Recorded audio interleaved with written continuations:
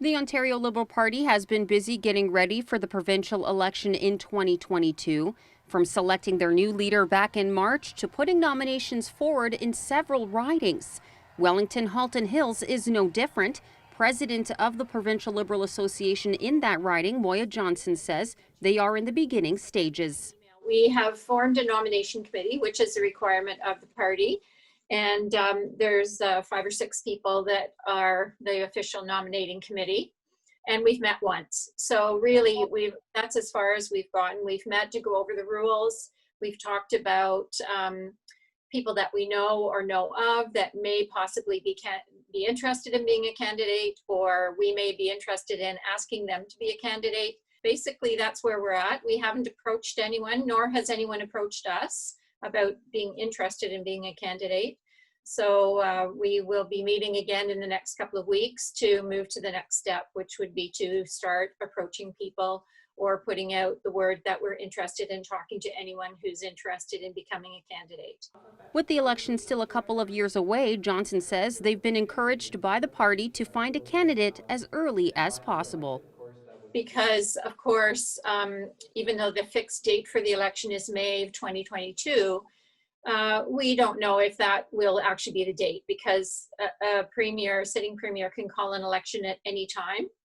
And because there are only 7, I think, sitting members of the Liberal Party right now, that means that they in our riding have to find a candidate for all the other unheld ridings, which is more difficult. For instance, the current government has already nominated all their sitting members. So they already have that number of candidates in place, ready to go, even though it's 2 years away. So starting now is a good idea to get people talking about it, interested. And also it gives the candidate more time to get out and meet people. And it's difficult, of course, because of the pandemic. There's not the same opportunities, but to certainly contact people and get their name out there. Now, Wellington-Halton Hills has been held by the Progressive Conservatives for years, but Johnson says they are hopeful 2022 will be the year of change.